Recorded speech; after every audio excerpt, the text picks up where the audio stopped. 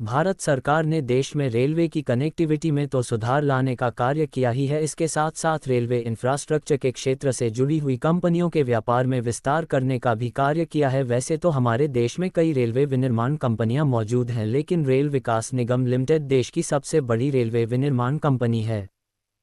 RVNL के stock में आई तेजी। आरवीएनएल का स्टॉक 9 अगस्त को 518.40 रुपये पर क्लोजिंग करता हुआ देखा गया था, लेकिन 12 अगस्त को स्टॉक की ओपनिंग बढ़त के साथ 546.95 रुपये पर हुई और क्लोजिंग 576 रुपये पर हुई, जो दर्शाता है कि कंपनी के स्टॉक में 5.31% की दैनिक बढ़ोतरी हुई है। ऐसी ही तेजी वीकली क्लोजिंग के दिन 16 अगस्त को देखने को मिली, जब स्टॉक की ओपनिंग 561.10 रुपये पर हुई, लेकिन क्लोजिंग 571 रुपये पर हुई, जो स्टॉक में 3% से भी अधिक की बढ़ोतरी को दर्शाता है। आरवीएनएल को प्राप्त हुआ ऑर्डर। आरवीएनएल की कार्य गुणवत्ता उसे लगातार ऑर्डर प्राप्त करने में सक्षम बना देती है। कंपनी के द्वारा हाल ही में जानकारी दी गई है कि उसे एक वर्क ऑर्डर की प्राप्ति हुई है। इस ऑर्डर की प्राप्ति कंपनी को सेंट्रल रेलवे से हुई है, जिसकी कीमत 132.59 करोड़ रुपए होने वाली है। कंपनी के द्वारा इस ऑर्डर को पूरा करने का समय 24 महीने निर्धारित किया गया है।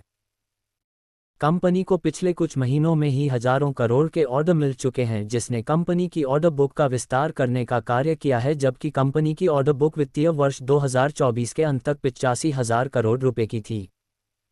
कैसी रही कंपनी की जून तिमाही?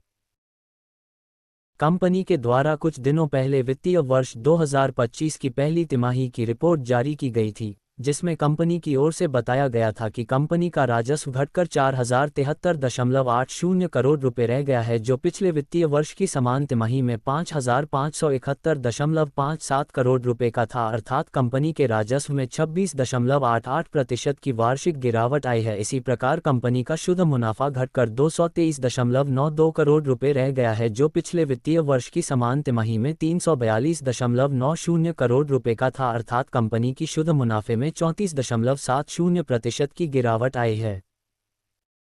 डिस्क्लेमर: आपने जो न्यूज़ पढ़ी उसका मकसद केवल आपको जानकारी देना है। हमारी channel equity news stock market के कंपनी की latest news, bonus, dividend, IPO की इन्फॉर्मेशन देने का काम करती है। भारतीय शेयर मार्केट जोखिम के अधीन होता है, जिसे आपका आर्थिक नुकसान हो सकता है, जिससे निवेश करने से पहले किसी विशेष सलाहकार की सलाह लेना आवश्यक है और हमारी चैनल सेबी द्वारा रजिस्टर्ड भी नहीं है।